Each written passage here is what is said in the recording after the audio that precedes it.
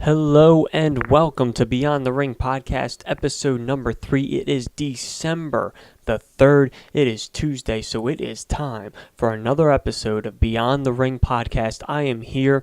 This is Andrew Kibe, and unfortunately, I'm not being joined by, anybody from our panel this week. I'm not really sure what exactly is going on with everybody.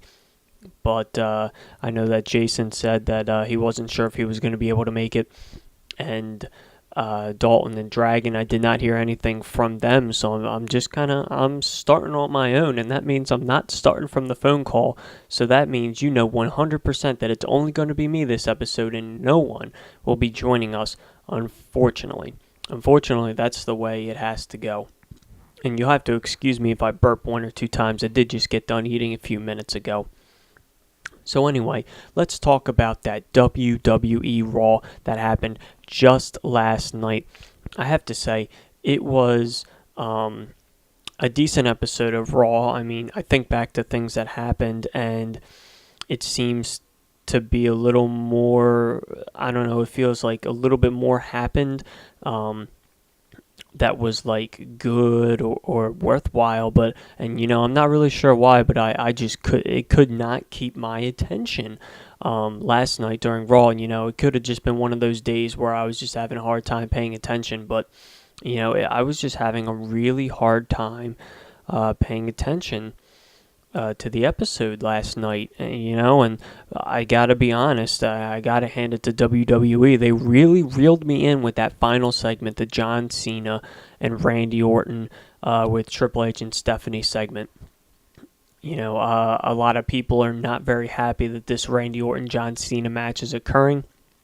I personally think it's fine that it's between the two of them, and that it makes complete sense that it's between the two of them. Do I agree that it's happening? That it should be happening at TLC? Not exactly, really, but I'm okay with it happening between these two superstars. I think, this unification match happening between these two superstars makes the most sense out of anybody else on the roster. So I'm okay with that. But like I was saying, they really, really reeled me in with this main event contract signing. And usually contract signings are very boring, in my opinion. Very rarely do they come off as being something great. I look back and I'm like, what contract signings do I really think of and think like, hey, this was a great contract signing, or I really enjoyed it, or I even just remember the contract signing, point blank, remember it at all. I have to go back and definitely the CM Punk Triple H.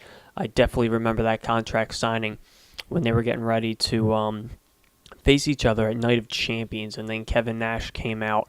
That was a great, I definitely, I remember that contract signing. But, other than that, it's really hard for me to remember or think of any contract signings. I mean, the next one, and probably the only other one that comes to mind, is the Stone Cold Steve Austin Triple H one, where when they signed the contract, they were not allowed to touch each other until the No Way Out 2 out of 3 Falls pay-per-view, I believe it was. And Austin signed, and then Triple H half signed, pedigreed him, and, Vince is all like, oh, you can't, blah, blah, blah. And then Triple H showed him the contract and was like, I didn't sign, and then he signed and completed it. So that way Austin wouldn't be able to hurt him. But anyway, enough about the past. Let's get back to the present. And Randy Orton delivered a pretty good promo. And he's not the greatest promo guy. I'm not going to sit here and say that he sucks, because he doesn't. I'm not going to sit here and say that he's great, because in my opinion he's not. But Randy Orton delivered a pretty solid promo here, and then John Cena, I felt, knocked it out of the park. And usually I get very bored, like most people get very bored with this generic John Cena promo, kind of hearing the same thing over and over again, or he makes these stupid poopy jokes or stupid kids jokes, and that really turns a lot of the older audience off. And I really thought that John Cena stayed away from that in this promo, and I think that his best promos are always the promos where, he's serious and he's fighting for something. He's talking about something. Like, I thought he did a great job with Daniel Bryan in those promos. Great job with CM Punk in those promos. It's almost like if John Cena is put in the right situation with the right person, he can deliver. And I feel that's the same way in his matchups. If he's put with the right person in the right situation, then he can deliver. He delivered great matchups. Great matchup with Daniel Bryan. Multiple great matches with CM Punk. His previous matches with Randy Orton have been great. But then, like, you look at it and you're like, okay, well, his matches with Ryback were kind of if John Cena's put in there with the right person, then he's going to deliver a great match. Because, delivering a great match is a two-way street. It's not just, if someone's in there with Punk, with CM Punk, it doesn't automatically make them great or awesome or anything. That's just not the way that it works. So you gotta have two guys. You gotta have two people to tango, if you catch my drift. So I thought John Cena delivered a great promo, and then they beat each other up with the weapons right afterwards, which made sense. The weapons were all over the place. I'm not exactly sure where they go with this. I know they have one more Raw left before the TLC pay-per-view, so I'm not really sure where they go with this or what they do with it next week, because this felt very go home-ish or very last Raw before the pay-per-view. They're beating, they have the contract signing, then they're beating each other up with the weapons, and it really felt very, last Raw before the pay-per-view-ish. If you guys understand what I mean, I'm going to use the term go home edition. The go home edition before the pay-per-view. If you guys understand what that means, basically means the last Raw before the pay-per-view, the go home show. As I like to refer to it as, and I'm sure that there's tons of others, because I'm sure I picked that term up from somebody somewhere. I'm trying to think of other things that happened on Raw that, I really want to talk about. CM Punk came out with a strong promo and then was put in a 3-on-1 handicap match against the Shield. I makes sense that they're putting him in a 3-on-1 handicap match, I guess, after the situation or what happened with the attack. It's not really. See, I want to say that I'm not really sure where they're going with this, but I believe I know where they're going with this. In my opinion, CM Punk is getting put into this authority storyline because they want to get ready to build up for WrestleMania season. So they're kind of laying the groundwork. In my opinion, I see CM Punk, will fight the Shield, and then he will continue to be in this authority storyline.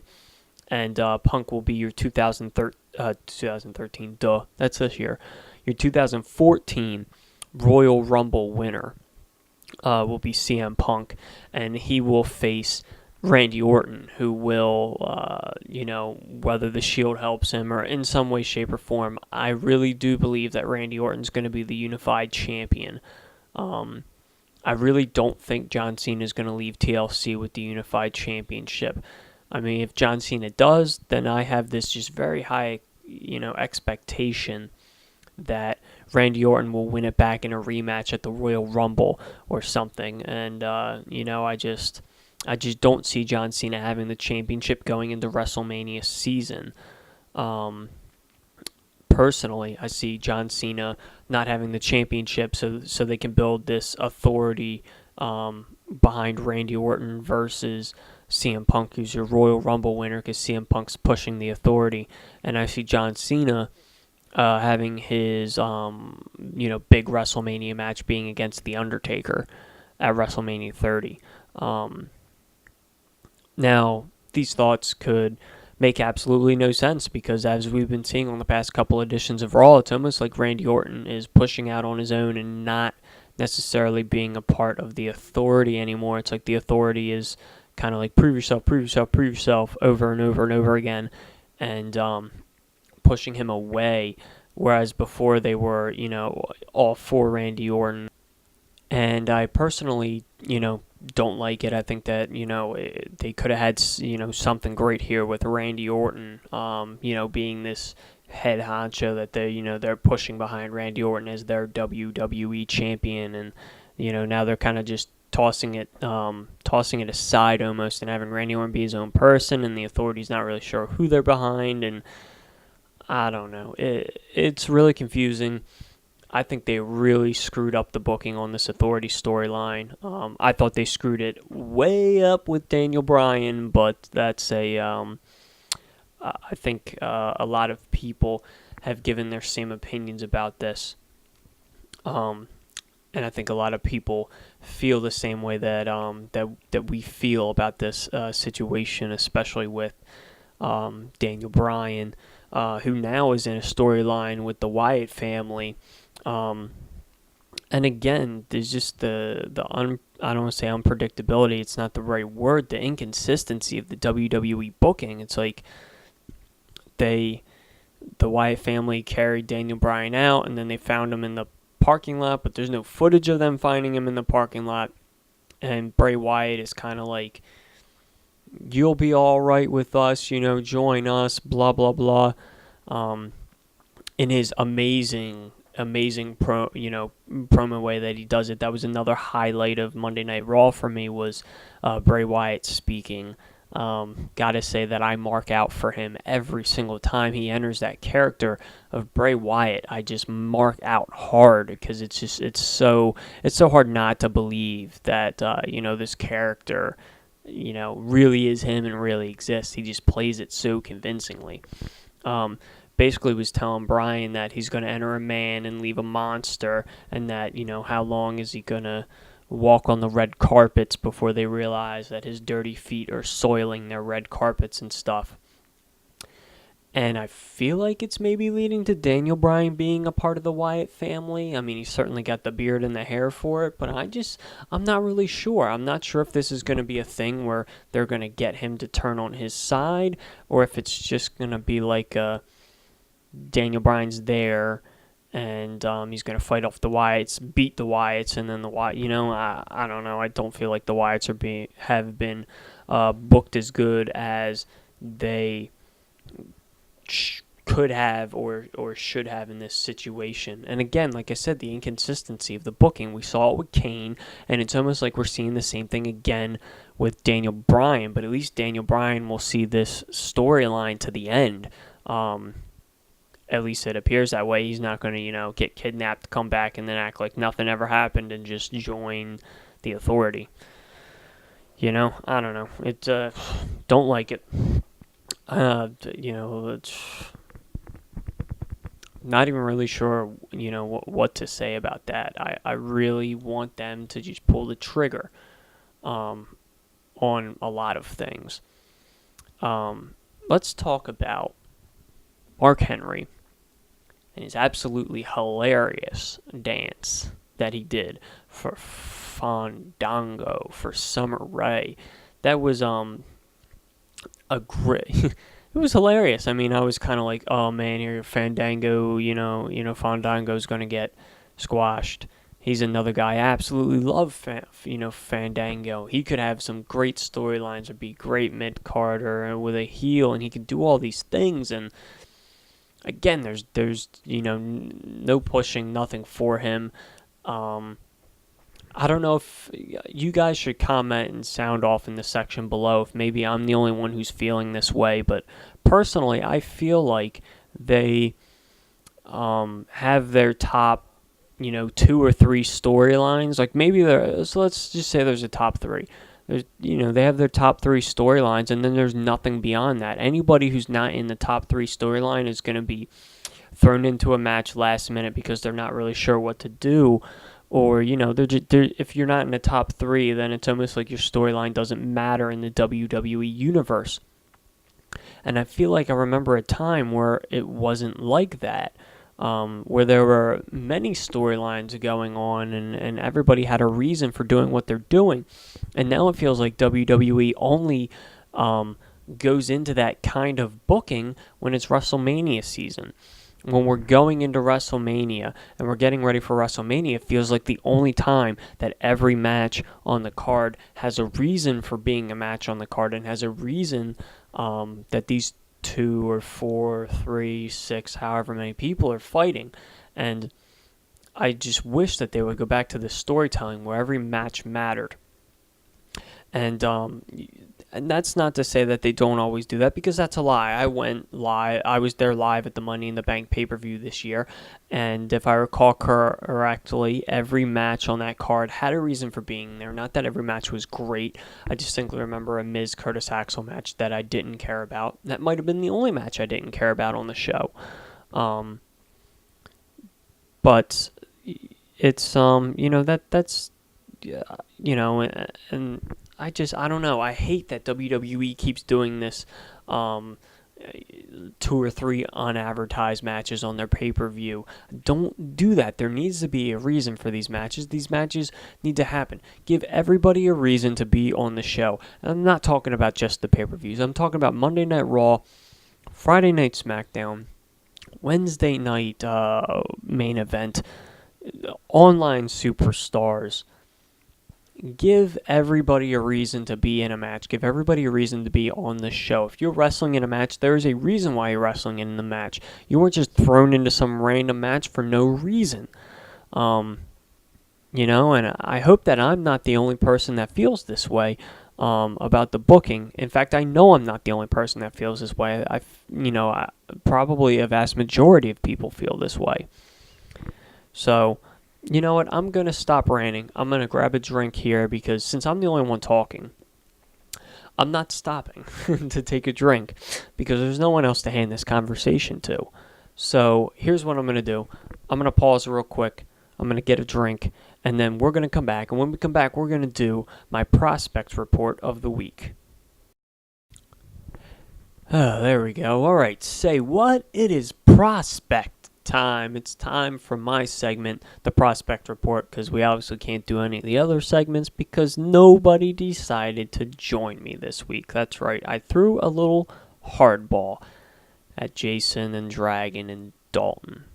Anyway, prospect report. This week on the prospect report, we are going to talk about the NXT Divas. We're going to talk about Emma and the Evolution, which I think is great. I love that they're marketing, I don't want to say marketing, but they're doing this whole Evolution thing. I like it. And I love that her and Paige just keep arguing every week. And it feels like every week we see a segment where they argue again. And, the argument gets a little deeper, a little more personal every single time. It's not like they throw everything out there, their entire conversation out there every single time they talk. They don't do that. It's almost like they do a little more of a dig, a little more of a nudge every single time that these two speak. And it's great. They just keep getting in each other's faces. I am absolutely ecstatic. I'm absolutely excited for the Emma and Paige NXT Women's or Divas. I'm not sure which one it is. I think it's NXT Divas Championship or NXT Women's Championship. But I'm so excited for this. I think it's going to be a great match. I like that they're building it week on week, and since they film multiple shows, in one filming, and because they have so many people on the roster, not everybody can wrestle every week and everything. It's only a 45-minute show. Not everybody can wrestle every week, and I like that the people who aren't wrestling are being featured, or I like that these divas who aren't wrestling every single week are being featured in a backstage segment, so you don't forget about them. It's not like they go away for 3 weeks and then all of a sudden you have this championship match, and you're like, oh yeah, that's right, they were arguing. No, they throw a little something in there every single week to remind you that this is happening. So I just think it's great, this Paige and Emma storyline they got going on. And again, I can't wait for their NXT Divas Championship match. I think it's going to be great. I think it has the potential to steal the show, and I think it has the potential to be the Divas match of the year. And there have been a couple of really good Divas matches this year. Granted, there's not a lot, and not as much as there used to be, but there have been some really good Divas, and in this Divas, I'm including the Knockouts. Divas and Knockouts, championship match. or I should say Divas and Knockouts wrestling matches. There have been a couple of really good ones this year. I think this has the potential to be the best. And of course, I gotta throw her name out there. It is Hug Life. It is Bayley. Like I said, hashtag Love Life, my favorite NXT diva. I'm talking about Bayley. I love her in every single segment she is in. Love her in every single match. The way she moves, the way she talks, the way she interacts with other superstars, it just fits her character perfectly. And it's like she's in character every single second and does not forget, who she is. So, the divas. The NXT Divas were what we talked about on the Prospect Report this week. Oh yeah. I want to throw a quick little bit of TNA in there for you because I want to get this off my chest. I want to throw this out there. They had a 8-man elimination tag team match. Now, I didn't watch Impact this week because I was out with family. It was Thanksgiving. So you knew it was going to be basically a throwaway edition of Impact because it was on a holiday. The same thing happens with WWE. When an episode falls on on a holiday, it's pretty much a throwaway episode. Or if it's right before a holiday, right after a holiday, it's a throwaway episode.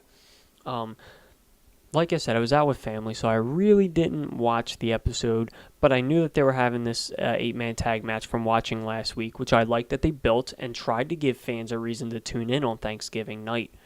Like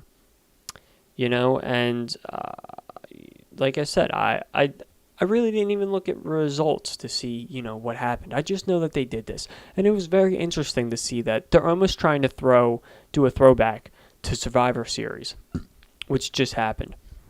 Maybe TNA knows that everybody was complaining about Survivor Series or whatever, so they were trying to pay homage or something by having this Survivor Series-like elimination 8-man tag team match.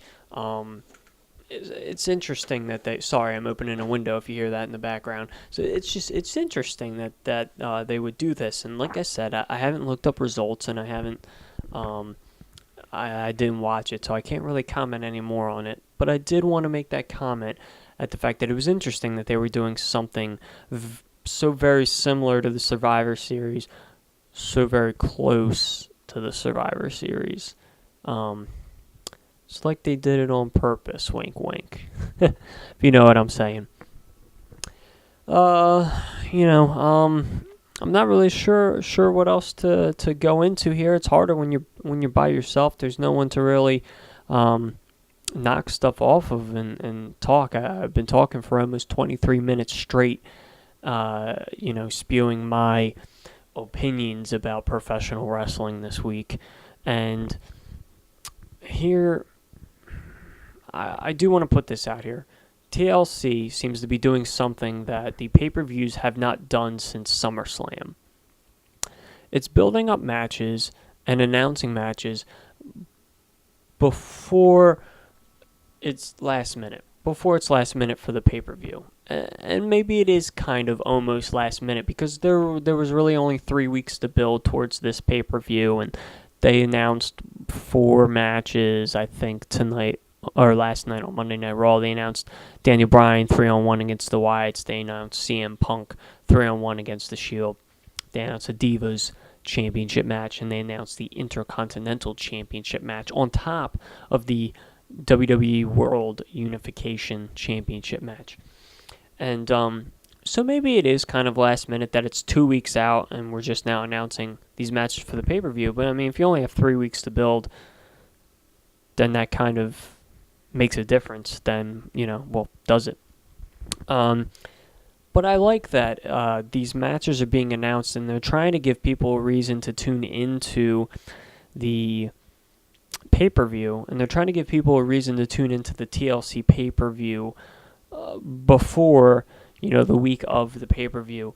Whereas I feel like if we were at, some of the previous pay-per-views, one that comes to mind is Night of Champions, another Battleground, another Hell in a Cell, another Survivor Series, where basically all your matches are going to be announced the week of last minute. And I like that they're kind of taking a different route and they're trying to announce matches at least, they're trying to announce the bulk of the show at least 2 weeks beforehand. So now they could start getting people excited for the show. They could start building for this. And I like that it's 2 weeks out and we have 5 or 6 matches announced for this pay-per-view. And it's not that it's, just, it's not that it's, just last minute.